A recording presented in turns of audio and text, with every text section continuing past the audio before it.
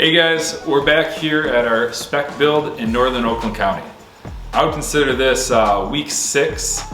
We are doing well. I've actually been away with my friends. We were in California for a week, the last week. We were safe, of course. We had our masks on, and then we all got tested. We've been safe, no worries, everyone's healthy. But the good thing about having a spec house going and having contractors working under you is that they were still working the entire week while we were gone climbing in the mountains.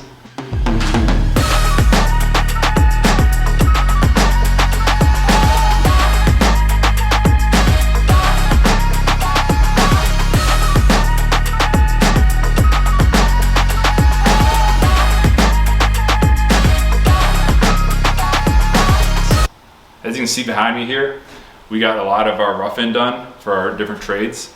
So the trade rough-in, you're always going to want to go in order from biggest pipes to smallest. That's the first thing to know. The reason that is bigger pipes are harder to move around. The bigger pipes have to go where they got to go. So biggest pipes is going to be our supply and return for our heating and cooling system. We have heating pipes and cooling pipes that are going in the wall. These are the silver ones you're going to see behind me. And then returns actually use the drywall and the studs as the pipe. And that's not bad, that's done everywhere. There's usually no problems with that as long as our system regulates the temperature and humidity properly. We don't get condensation, we don't have any issues. Next pipes we do is plumbing. Plumbing is going to be a little smaller, a little easier to route around. So you can see we've got plumbing rough-ins here. Blue and red PEX, it's going to be easy, of course, you know which one's hot, which one's cold, especially for maintenance later down the line. The PEX system has been a phenomenal system. I'd say it really got popular in the last 20 years, but it's actually been around for almost 50 years. So it's a proven system. Compared to copper, it's much more affordable.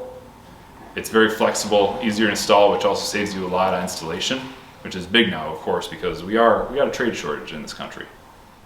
Talking a little bit more about HVAC supply and return piping. So as we mentioned before, supply is going to be your metal piping, typically a 9x6 inch or a 6 or 8 inch round piping, depending on what your manufacturer suggests.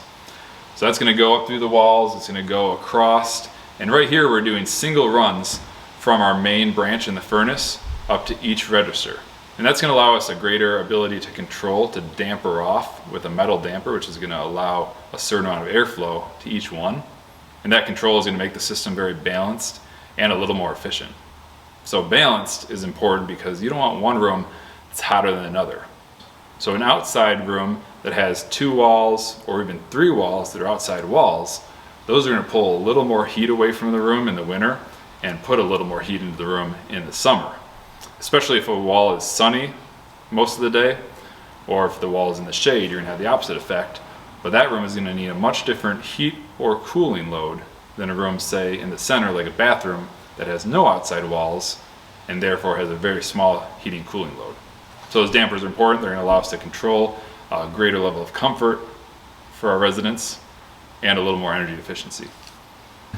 And then your HVAC returns are typically just going to be built by the walls, as I mentioned. So you can see up here we have what's called a mud plate.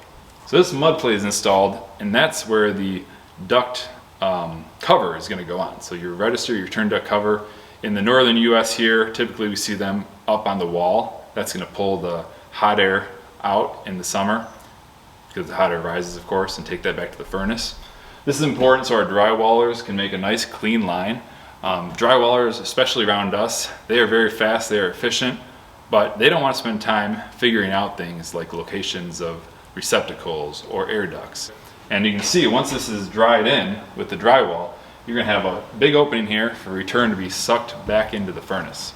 And the good thing about this, you don't have to worry about that condensation, as I mentioned, because we're going to control the humidity in the house. And also the air in here isn't flowing very fast because it's a larger volume. So you usually don't have to worry about any noise or anything like that as compared to a system that would be a higher velocity.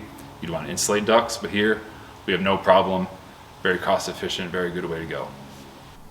Up here in the master bath, this is probably the best place to talk about plumbing rough-ins.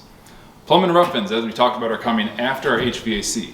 They're a little more flexible. We can move pipes around way more than air ducts because they're much smaller. Especially PEX is great, easy to install. So we got a couple things going on here. We have our shower rough-in. That's both the sill pan, which is done by our plumbers, And then what you see here is we have our shower rough in. That's gonna be hot and cold, going up to our copper pipe that's gonna accept our head later on. And this is a universal rough-in.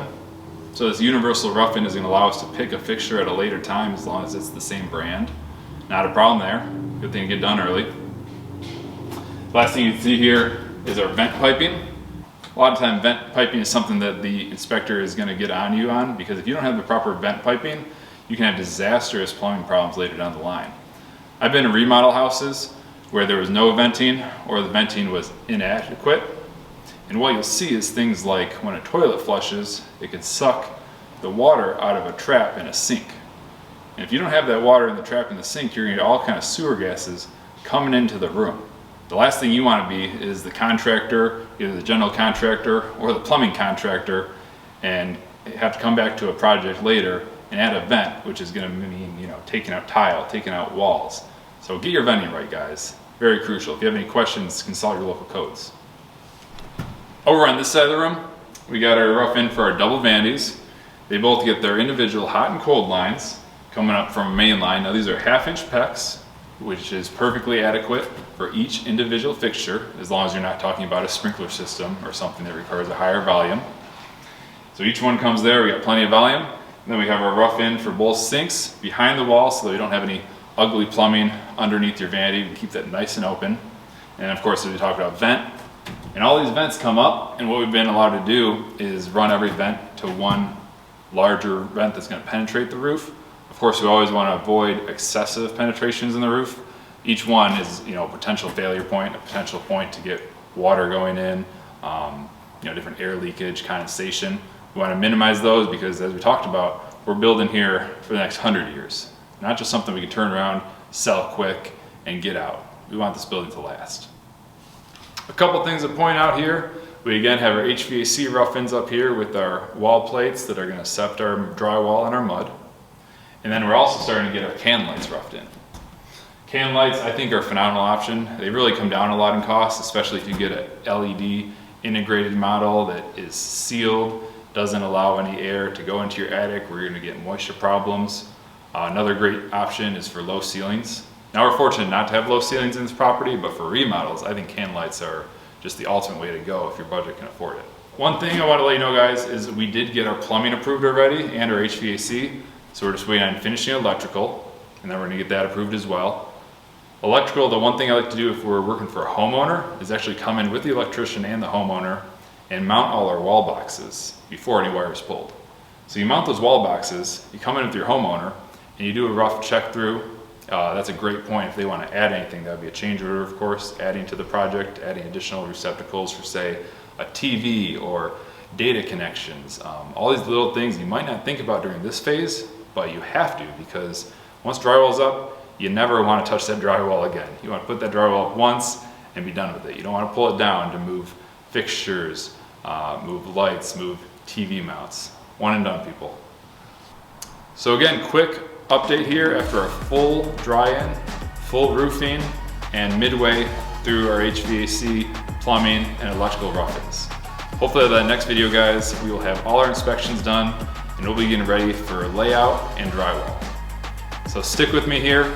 Like and subscribe to the channel. I hope to bring you a lot of really crucial information for both building, being a consumer, and being a professional builder, or just getting into the trades. Thanks for watching, guys.